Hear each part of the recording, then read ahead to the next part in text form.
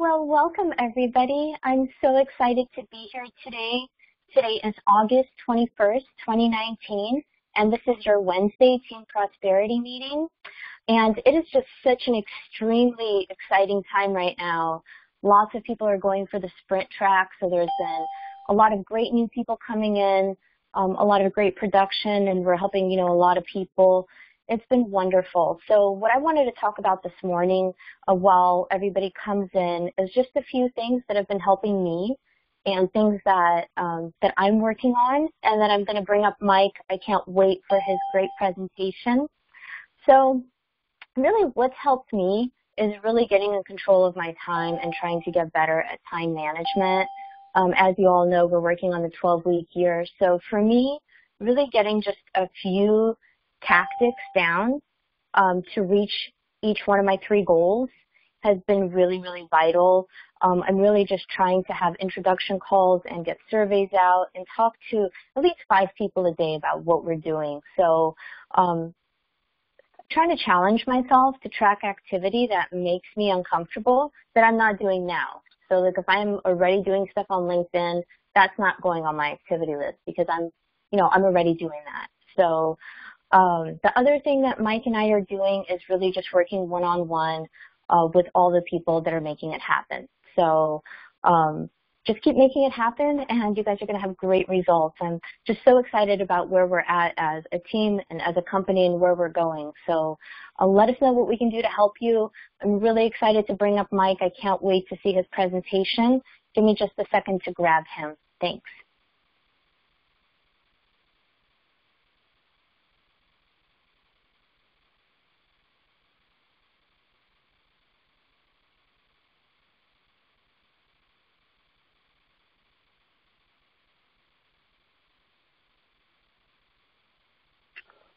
All right, you guys, August 21st, we've got almost barely any time until school starts again, which for all the parents out there is pretty awesome. It also means that a lot of people return to like a sense of normalcy. They get back on a regular routine, activity, get a little bit more serious about life. So we are kind of winding down the summer at this point. A lot of people still trying to cram in those last-minute vacations. But next number of weeks for you guys is a great opportunity in a lot of business sectors and industries, but especially ours. So kind of use that to your advantage, have the activity, create a nice multiplier effect. We want to talk today about some things that, you guys need to keep in mind for yourself as you market, as you move forward with this business. So today is August 21st, 2019, and, you're just trying to put the pieces together for organizations that will eventually be independent of you, that will pay you the passive income that you're looking for. This is a franchise. This is a digital franchise opportunity. And so when you look at it, you have to evaluate it from a lot of different standpoints. But I want to start today with a couple of just quick messages or notes here. I haven't been very good at this, and a lot of us and the team haven't been very good at this, but LinkedIn recommendations, if we use LinkedIn, which a lot of us do as a key marketing asset, the more you can do to, let's call it, beef up your profile, the better. LinkedIn recommendations don't cost anything. You can have a lot of them. And in an environment where we grow large teams, you can have a lot of recommendations coming in, and that gives you more trust and credibility in the marketplace. So don't forget to either A, ask people for recommendations, or B, if someone does ask you for some, take 5 minutes out of your day and give it to them. Also, we've talked about Google Alerts in the past, how, at google.com/alerts, you can set up the keyword and have information delivered to your inbox daily about those keywords. Now, we normally talk about using it to recycle and reshare articles, but you also want to look at it as a way to educate yourself. And we're always talking about anything that you can do, small amounts out of the day, reading, learning, watching videos to get better at what you do. It'll have a nice compounding effect. So on Google Alerts, I get stuff that I want to share, and I also get stuff that I want to learn about. For example, if you come in and you want to learn more about life insurance, financial planning, all of those things can be delivered straight to your inbox every day, and educate yourself daily on what you want to learn and get better at. We brought this up, I think, last couple of weeks. I just want to reinforce that our entire life side on Crump now is 40/60. So basically every life product that you have is a 40/60 advance. So not only for you, but for potential partners coming in and looking at our payout structure, you can come in and make immediate income here, which is nice. So the entire platform now is 40/60 across the board, which is really nice. So make sure you understand what that means for you, your business, and your marketing efforts as well. The 12-week year is going well. We're, getting into the meat of the 12-week year. What you want to make sure that you are doing, if you're part of the WHAM groups, continue on, evaluate, reflect, get better at what you do, change things as needed. If you're not participating, still understand that you want to do uncomfortable stuff that's going to allow you to grow, it's going to allow your business to grow, and it's going to allow you to be in the position to help other people do the exact same thing. So when you look at setting goals for yourself, you don't have to do it in overwhelming numbers, but the key point of this is to do the uncomfortable things. For example, we use this. Gary Vee has a $1.80 strategy, meaning the engagement, putting in your 2 cents 90 times a day on a platform. To me, that's an overwhelming number. I can't do that. I can maybe come up with, a 40-cent strategy or something like that, getting 20 engagements out in the day. So what I'm saying is do the stuff that is uncomfortable, but don't put it as a goal in such a large number that it's just going to freak you out every time you look at it. So tighten down the numbers a little bit, grow into the ability to get out there and do the bigger stuff later, but make sure that you tier your activity with the uncomfortable stuff up top and then the stuff that we're used to doing that's no problem down at the bottom. That way, if you get through a day and some of the stuff is not done and you tiered your activity, you got the most important stuff done. Okay, let's talk about the business a little bit, because when you talk to people out, we call them the masses, herd mentality, it starts to wear on you after a while. What you have to understand is there's people that understand this environment, and there's a lot of people that don't understand. You don't need to spend your time with people who don't understand this environment. If you have to explain what's happening right now, it's probably not going to make a good partner. Fourth Industrial Revolution is a very unique time in human history. And if you understand that and then you find a way, a legitimate way and an opportunity to take advantage of this, it is an amazing opportunity. In our situation, you don't have to code. You don't have to have an engineering background. We're not asking you to make an app. What we're asking you to do is evaluate a business opportunity with a ton of innovation in a very large industry and use that to your advantage. So you can see first, second, third, fourth. This is a huge growth point in human history right now. And the magnitude, the speed of changes, everything is just at an accelerated pace and rate right now. So once again, you understand what's happening and transferring things from old models to new models, you have an unbelievable opportunity here to stake your claim and build something on a very large scale. And you can see over a 10-year period what happened in the retail industry. This graphic's already a few years old now, but you've got Amazon eating up market share, and you've got Walmart kind of keeping pace, so to speak, because they adopted and embraced an e-commerce model or strategy. Same thing happens in our industry. If you don't have a digital plan over the next 4 or 5 years, you're in a lot of trouble. So you're on the forefront of creating that disruption. That means a lot to us, our company, our mission statement, what we do in the open marketplace. Be confident about what you have for yourself and be confident about what you have to offer other people if they're willing to work for it. Because the innovation that we're bringing to the marketplace is a state of mind. It's a new way to do business. It's more efficient. At a base level, it cuts the fat and the inefficiencies out of the day. I mean, after you've been in our company for a while, to go out and look at the way people do business, driving around, wasting time, stuck in traffic, it looks archaic to us. And that's really where the future of the industry is going to be, more along the lines of what we do, and that way of doing business just dying out. When you understand that and you are starting to change the way business is done, and you're changing the way business is done in a multi-trillion-dollar industry, that market share means there's a tidal wave of money on the move. You need to understand for yourself and what is a virtual business, what is our business, what the meaning is, what the definition is, how to explain. Largest financial services with the backing that we have to grow and scale this business as large as we possibly want to.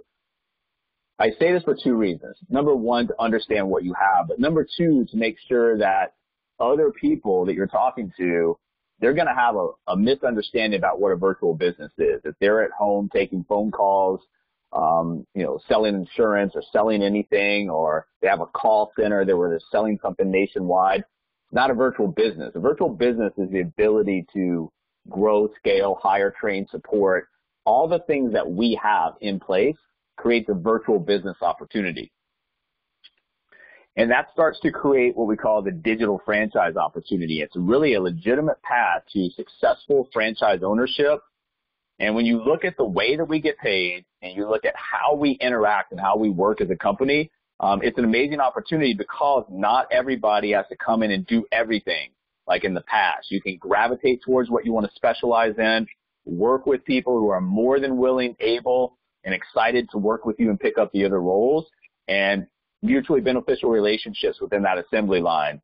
One thing that I will point out, guys, personal income, I think a lot of the marketers and advisors think of personal income as something, generated by a consultant. And that is true. The consultant is making the sales. But if you're not doing consulting, you should still have a personal income goal because that's going to help feed your business. So that should be client sales side business.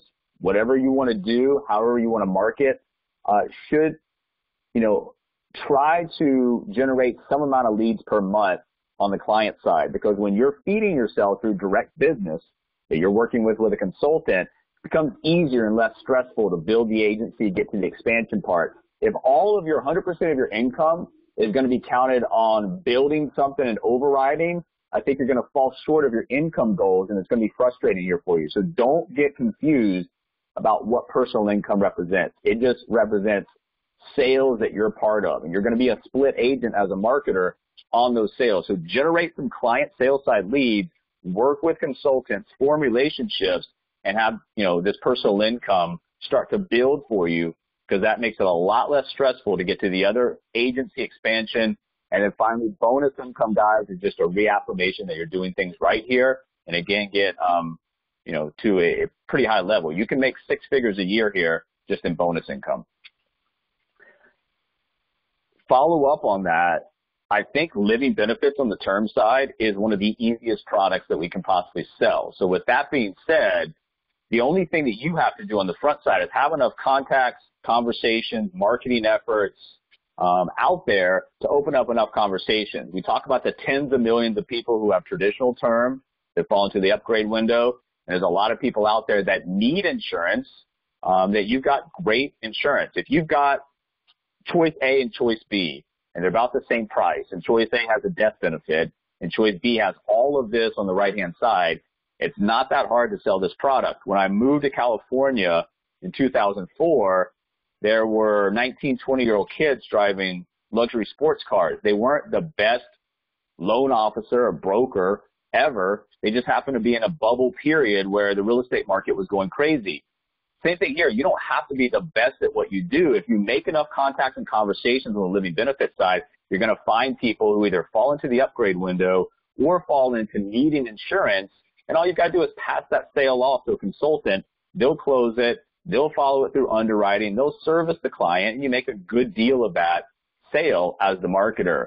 So if there was one thing that I had zero experience in any of this, I would come in and this would be the one product on the front end that would really master marketing and talking about.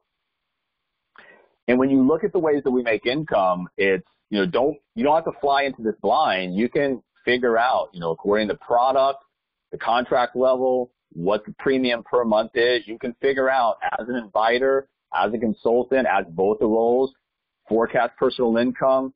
You can forecast agency income. You can forecast expansion or digital franchise income.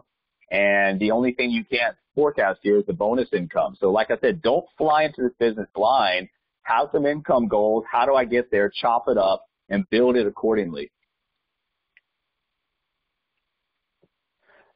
I put this in there. We went through this a couple months ago, guys, but you have an excellent opportunity to build a franchise opportunity or a franchise business with multiple locations around this country for basically little to nothing out of pocket, and those expenses don't scale with your business. If you look at other franchise costs, what it costs to get in, what the initial investment, what the total investment is, it would place a lot of people that are in our business out of it immediately. A lot of people in our country don't have startup capital like this. So when you talk about the ability to invest sweat equity, grit, have a state of perseverance to get this done, there's nothing that's going to stop somebody from doing this really other than themselves. And you look at the other side of this, what do these franchises make? Well, you look at a typical McDonald's right here, you back everything out, the total operating income of $154,000. It is a lot of management for that end result. In our business, you're teaching people how to become self-managed at some point and take over. To make $154,000 in our business, I think is a lot easier. It's a fraction of the time, energy, resources that it would take to put one of these up in place and oversee it. Also, you have to understand that, as entrepreneurs, we usually don't walk the straight line. We're kind of the misfits. We do things as we see. We kind of, pave our own path, so to speak. But you have to embrace a system, because a system is going to get you an exit point. It's going to create mass distribution over just production. And that's really what you have to be humble enough to coming into our business to submit to as a system. And I will tell you that the McDonald's system, the speedy service system, they actually put that out for sale, invited people into their restaurant. I think it was $900 for the system, and they would sell it. I was watching History Channel, The Food That Made America. In one of those meetings, two of the people that showed up were the brothers that started Burger King and the guy that started Taco Bell. So a good system implemented, just not in the original restaurant here, has found mass success. So understand the value of a system, understand the value of learning a system, and understand the value of teaching other people that system. It's going to create nationwide distribution of financial services. And when you look at this as your territory, it's kind of a reminder, hey, this is a digital land grab. I'm in a special time in history. If I can get myself together, work hard enough, and find other people like me that I can train, manage, and support, I've got an unlimited opportunity here. It's a once-in-a-lifetime business opportunity. Regardless of whether other people on the other side see that or not, you should not waver in your mindset about what you want to do here. One of the largest industries on the earth right now is under reconstruction. It's a rare opportunity for those that have vision and have a work ethic and a mindset to come in and capitalize on this before the innovation becomes the norm for the masses. If you look out 10, 15 years from now, this isn't going to look like anything new. Your opportunity is right now before it becomes the norm for the masses. You've got to find people that want to do the same thing you do. If somebody has an employee mindset, it's not your job to transfer that mindset. Keep doing what you're doing. They just don't fit into what you're looking for. If somebody is self-employed, they have a practice, they basically own a job, and that's where they want to stay, it's not your job to try to make them understand the advantages of going over to the right-hand side of the business owner quadrant. We're looking for people who either are on that side of the quadrant or are looking to make a move to that side of the quadrant and build a business with you that will further fuel, a lot of cash flow, which puts you in the last quadrant, the investment, which is a very, very small percentage of the population. Remember, cash flow assets are things that pay you to have them.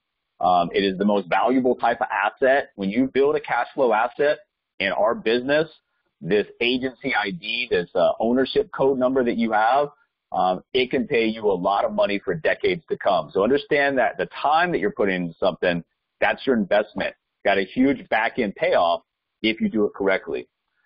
And really, when you look at a business, basic things you have to, you need to succeed. Good profit on each item. Well, depending on how much marketing money you're putting into this, what you're doing, I think we have excellent profits on what we do. We move inventory. It's real-time inventory. We don't have to stack a bunch of stuff up in a warehouse and get rid of it. If I need a living benefits policy, I need an IUL, I need an annuity, it's real-time. We can get it, right there. Good return on our investment. That's something that we need to manage if we are deploying cash into this. And then watch your cash. If you're investing money and you're doing it blindly, it's going to get eaten up like a slot machine. You have to make sure that you have breakdowns. What am I spending? What is that returning? Does it make sense? Then find the things that have a good ROI, repeat, get rid of the rest of it. You want to be out in front of the lead. You don't want to be stuck in the pack like this. You want a nice lead, and when you're going to establish that lead, you've got to understand that goal setting, coaches, encouragement of independence, consistently helping people, providing needed training resources, establishing frameworks of a growth model, and incentivizing and recognizing positive performance. That's what entrepreneurs do when they get into a business like this. They start to lead people. It's not your job to manage. You're not a boss. It's your job to lead people in a way that's going to get them to their goals, and that's also going to fuel your personal organizational goals as well. Remember, cost per acquisition is the most important piece of the numbers if you're marketing on your own campaigns, if you're buying leads, whatever it might be. Your cost per acquisition of a client, of a partner is extremely important. Also, what is that client or what is that partner really worth to you, your organization, your practice?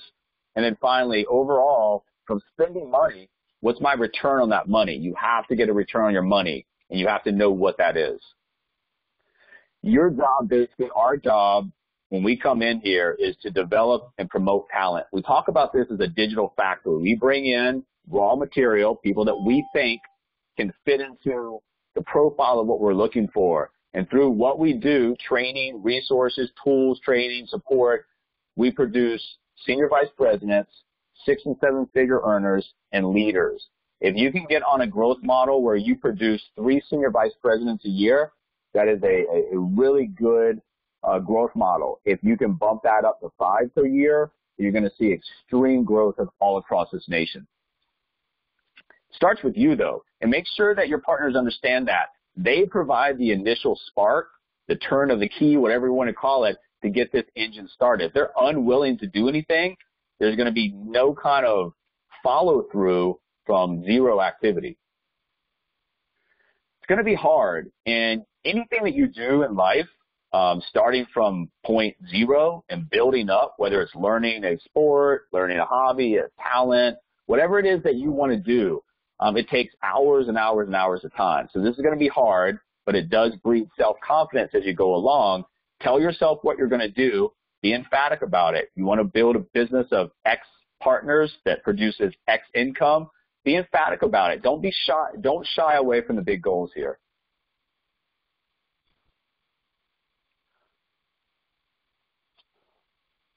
And there's going to be points in your business where the days are going to suck sometimes, and you're going to get bad news sometimes. You got to fight through that. You're not going to find any entrepreneur or any business owner that has every day great. It's just impossible. So when you have that mindset, you're going into something where good days, bad days, and even if you have a job, you're going to have good days and bad days at that job. So in this business, I think this is what it looks like. You have a survival period where a lot of people don't make it. They're just unwilling to put forth the effort during a period of time to get to what we call a turning point. And that turning point, you start to get excited. Things actually start to happen around you. You have a growth period. And then 100% of the time, you'll have some type of a setback. Could be small, could be large. You fight through that. You have an extreme growth period. You have, a time of organizational development, kind of putting it together. Then you have a period where you don't look back. You're not worried anymore about getting your business up off the ground. It's to a point now where the growth is exciting and you're putting it all together to a point where you've got an exit. A lot of opportunities, a lot of business models, a lot of people out there have no exit. They're just going to do things over and over and over again on a cycle and watch the months and the years just fly by. You do have an exit from this business if you do it correctly. You got to have long-term vision. You've got to play the long game. You've got to have self-reliance. It starts with you. You've got to be, you have to have the ability to reflect, and you've got to have big goals, big dreams, and a big work ethic to back it up.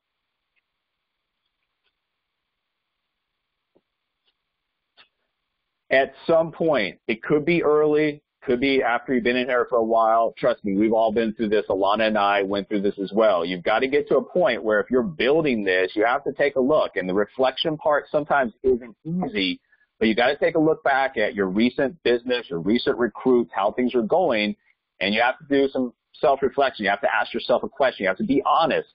Is this the best you can really do? Because if you're bringing in the wrong people, you can bring in a lot of people and make absolutely no money here. If you're bringing in the right people, then you can form that little core nucleus group and you really get excited to have other people around you excited. And that's what's really going to get you the growth that you're looking for. But if things aren't going well, if you're not having the type of success that you're looking for, just regroup, reflect, find out what's going on, what you can do better from your side, and proceed accordingly. If you never, ever take time to reflect and just keep doing the same thing, that's going to be a grind after a while. Play the long-term game, play the long game. Know that if you do what you need to do, things will come together after a period of time. Now, it's different from everybody. Some people come in and find, short-term success here. Maybe they have a network of people, or maybe they just bring in the right people at the beginning.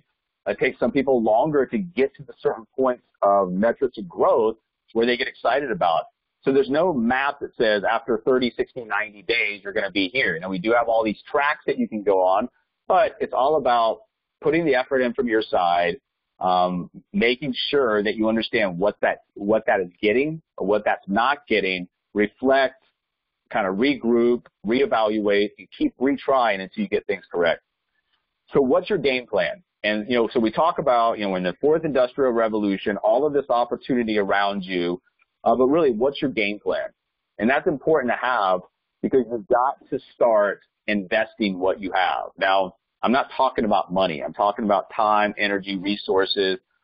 Invest in yourself, educate yourself. Because the quicker that you get on a pattern of doing all these things on a daily basis, the quicker that you're going to get to those metrics of growth that we talk about that are a lot more exciting than trying to get the initial traction in your business. Can't hide behind the keyboard.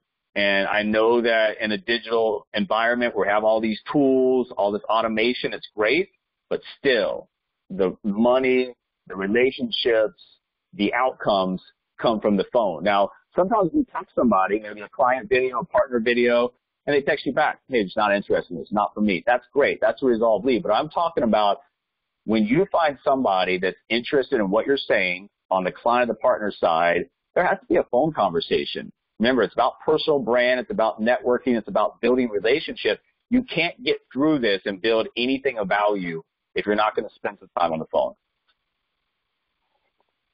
It's just about the activities. And yes, we all want the results, but quite frankly, it's a crapshoot in the beginning. If you do what you're supposed to do, can get good outcomes, can get bad outcomes, who knows? You're kind of throwing the dice out there in the beginning until you develop the partner persona, the rhythm of activity that you're looking for.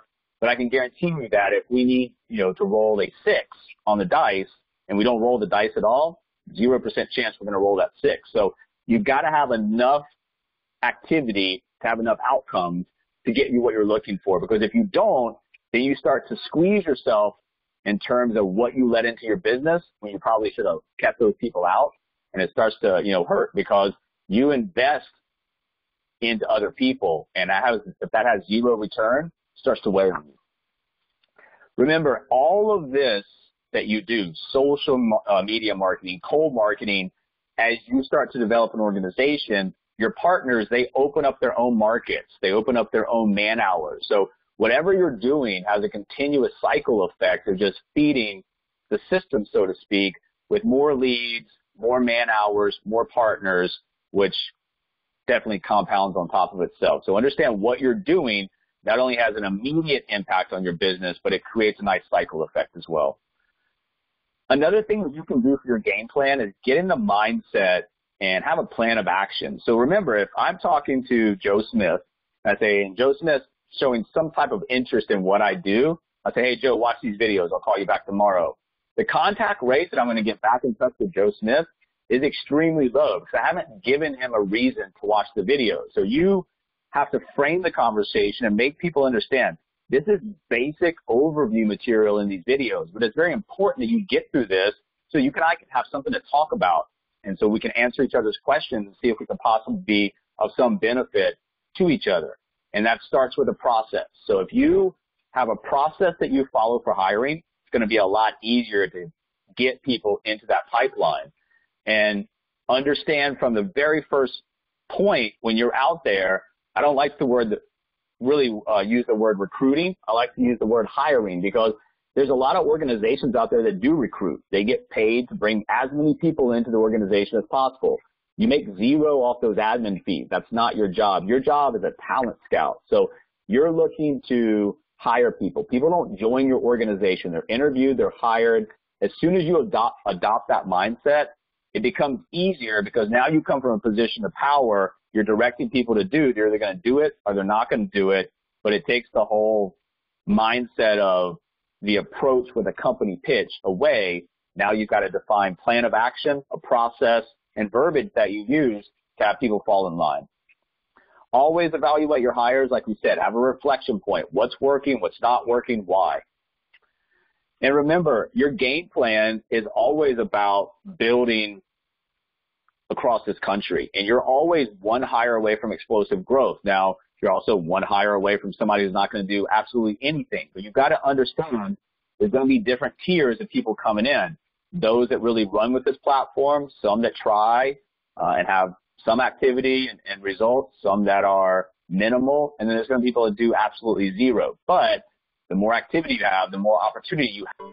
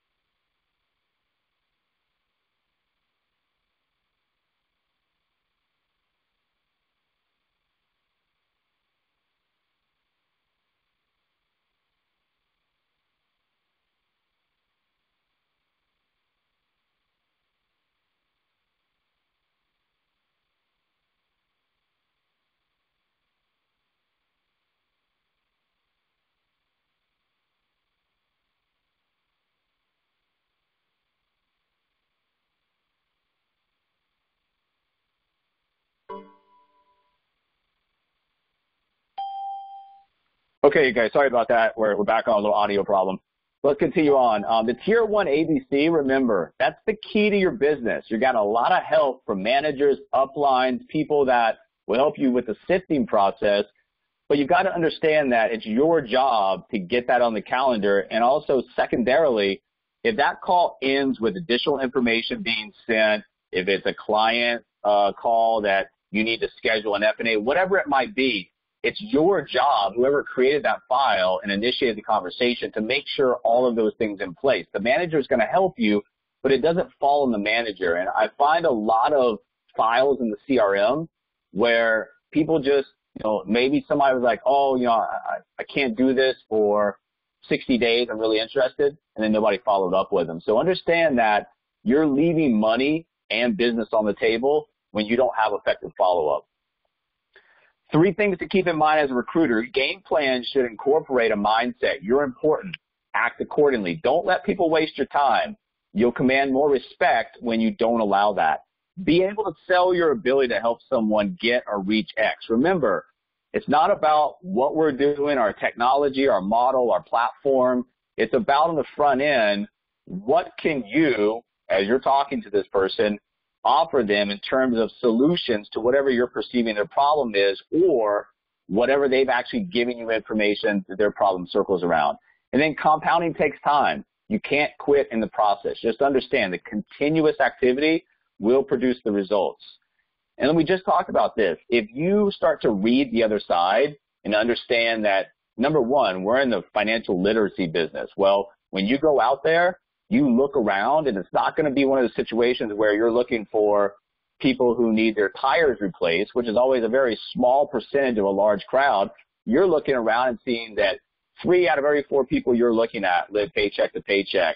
All of these people are having issues. Your market is huge. When you understand the problems that people are facing and you can present solutions in a well-crafted way that's clear, concise, that's articulate, that makes them kind of resonate with the other side, you're going to open conversations that can lead to product videos, business videos. But if you are on the front end, a personal brand, you're selling yourself and the ability to alleviate problems with solution strategies, answers. And you're just reverse engineering this back. Where does someone want to be? Well, for a lot of people we talk to, that's their main problem. They have no idea what they want to do in life, where they want to be. But when someone does know where they want to be, how can they get to where they want to be? Well, that's going to be something that maybe you help them figure out. Are they currently on an avenue or a path to get them there? What's it going to take? How should they proceed? Remember, the pyramid of building rapport, establishing trust and credibility, getting the information that you need that lead to answers to an action point. That's really how all this stuff builds up. You're just reverse engineering where somebody wants to be down to how should they proceed from this point. Understand where your audience spends time online. Remember, if you are looking for certain types of people and you're able to build that partner persona and start to identify where these people hang out online, it's a lot easier to interact with those people when you know where they are. Build your brand. That's the most important thing that I think nobody really explained to me when I first came in, because the company was just getting off the ground. It's important. Virtual Financial is a great company, great opportunity. Even more important is you, your personal brand, who you are, what you stand for. Let people be attracted to you first and want to work with you first, and then have the things on the backside to offer them. You need to grow your audience. The more people that you're around, the more opportunity you have to influence them and get your message out. So you want to grow your audience daily, connection requests, followers, new Facebook friends, Instagram followers, other platforms you might be using. Now, if you come in and you don't have any social media, don't throw yourself out there and try to do all this, because it's going to take a lot of time every day. And it's going to get you little or no results. Start with the most important, which is LinkedIn. Spend some time to learn that, then move on. Don't spread yourself too thin over all this and get no results. And as you start to understand the importance of social media, you want to engage the audience. Remember, having X number of followers or connections is good, but it's not what's going to get you the result. That's engaging with your audience. So like, comment, share, respond back to people who are trying to communicate with you, send introductory follow-up messages. We talk about this.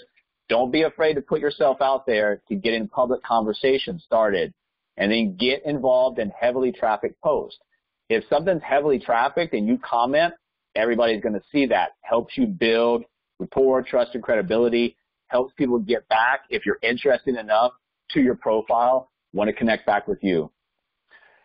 We had some more questions about a blog. We kind of talked about this a little bit last week, but blogs are excellent ways to capture a larger audience over time. It's your asset. So what it is, the URL belongs to you, the website belongs to you, the pages, the posts, mostly written by you.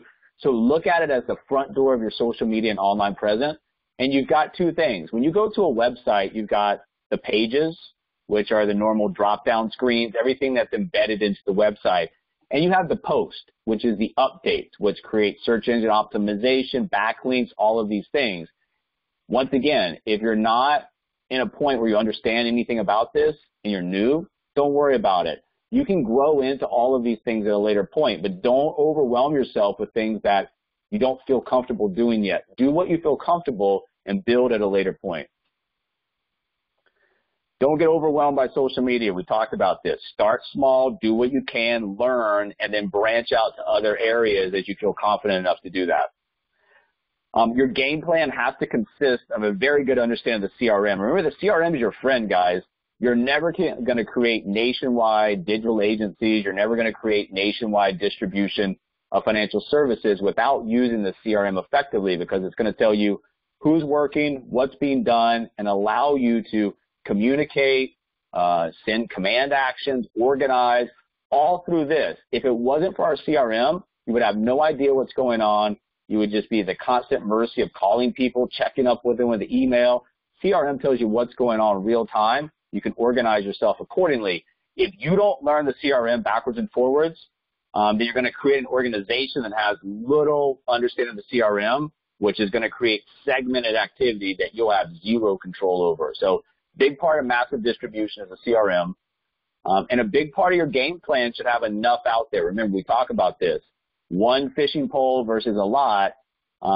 It doesn't matter. If you've got a lot of things going and those return limited number of leads per month, but you have enough of those going, it's enough to work. Whereas if you have one thing, even if it's working well, it gets taken away from you, your business collapses at that point. So have a lot of a little out there with sprinkles of leads coming in that you can develop and maybe help increase the number of leads over time.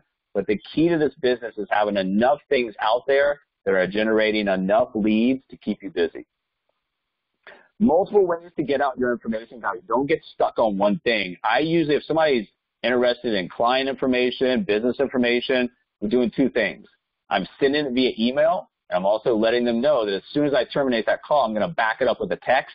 If they do not receive the email, make sure they click on the text link, because when I follow up with them, the last thing I want to hear is that didn't receive it. So I want to give them multiple ways to get to it, because I don't want to prolong the whole process of having to resolve this lead. That's your main objective, is just to resolve the lead. If there's somebody that is worth creating a lead for, your job is to resolve that lead. You don't want to get stuck on tech issues. Also, your game plan should be analyze your competition, both in financial services as well as digital marketing. What are people doing that's working for them? Learn from your competition both what to do as well as what not to do. Somebody's, putting stuff out there that looks terrible. Take a mental note or a real note, what not to do. And remember, your game plan, if you're posting ads, you need to realize that the writing, the title, all of that stuff is great, but 75 to 90% of your ads' overall performance is attributed to the images you use. So if the image is working, the ad's probably going to be working. If the image is not working, ad's probably not going to be working. So understand, we're in a visual environment. That image has to be, has to have the right colors, the right type of context. It's just got to, kind of come off the page to somebody and make them stop. We talked about a couple of weeks ago that people scroll through their phone in one day the length of the Statue of Liberty. So your job is to have something that catches their eye enough to make them stop. 3/4 of the battle right there.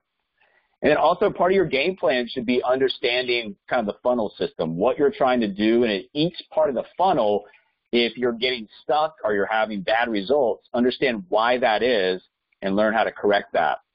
Just some, kind of final notes.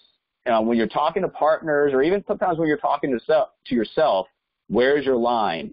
You're going to have to take a stand at some point and saying enough is enough. I'm going to take control of my future. That's for the clients. That's for the partners. That's even for ourselves. Don't settle like everyone else, because if you take no action and you continue down the same road that you've always taken that's got you nowhere, you're going to end up settling like everybody else. And it's not the greatest life to be matched or to be included with so many people that, for example, a lot of people that are retired right now solely dependent on Social Security.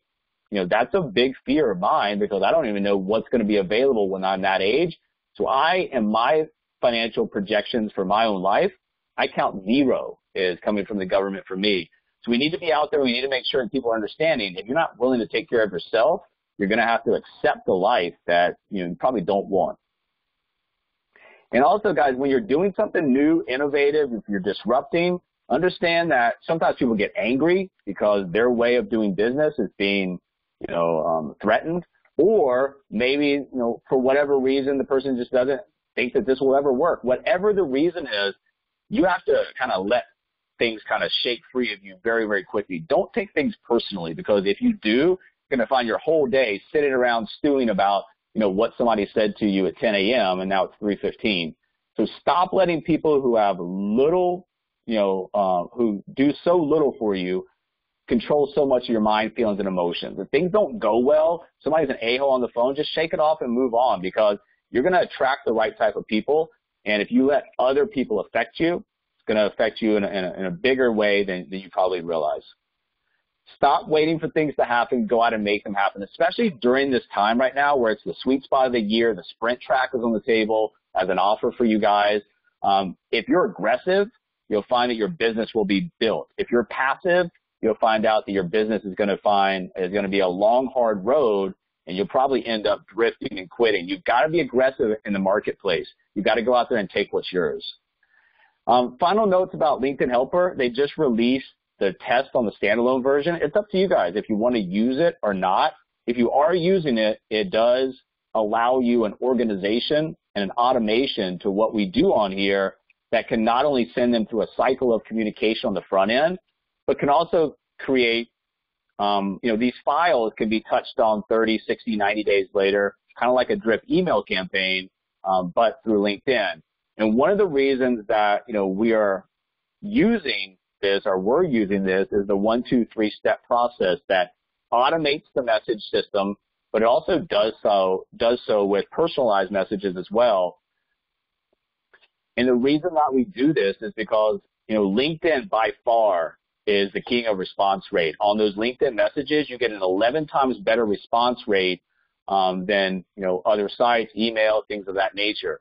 So you want to make sure that you understand the power of communicating with people on LinkedIn and what that can do for your contact rate. 500 million users, a quarter of all adult internet users, 40% check LinkedIn daily, 76% of executives, most affluent demographic, millions of businesses. So we want to use LinkedIn. It's your choice whether you want to use an automation tool or not. We're not endorsing it. We're not telling you not to do it. We use it, and automation frees up time and allows us to reinvest that time into other parts of our business. It was said one time, David Colwell in a weekly accountability meeting, that the LinkedIn Helper saved him 7 hours a week on his business. That's a good amount of hours that can be reinvested. So it's up to you. You choose to use it or not. And the final thing, let's see what time we got here. Okay, we got a few minutes. So I just want to show you guys really quickly. When we talk about opening conversations, we talked about surveys over the past couple of weeks. I just want to show you that when you're at something like this and you create, surveyhero.com, and you create a new survey right here, easiest one is to start from scratch. And you can name it whatever you're going to name it, and then create the new survey. And now you can design your survey with this paintbrush. You can put a border around that, make it look nice, whatever you want. Remember, aesthetically pleasing stuff is key in this environment. But it's very easy to create these surveys, and you can create them, for example, if you're working resumes, you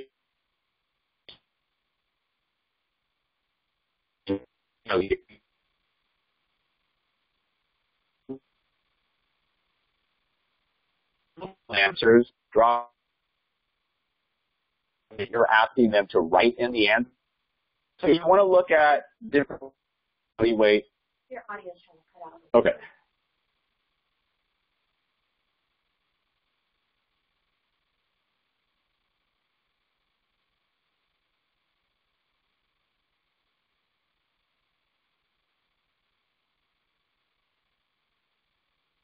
Them. If you're looking at, entrepreneurs, marketing research on some of the things that they do, if you're looking at creating surveys for, like I said, existing people with resumes, it's very easy, guys. You create these, you pull them over there, whatever it might be. You obviously erase this, ask your question. If it's a yes/no question, you're just dragging it over there, asking the yes/no question, and then closing that, and this will start to fill up. Easiest way to do these surveys is if you're looking for interview questions, Google typical recruiter questions in interview. If you're looking for a survey on getting conversations open with agents, how do insurance agents market themselves? And there's, 20, 40 different ways they market themselves.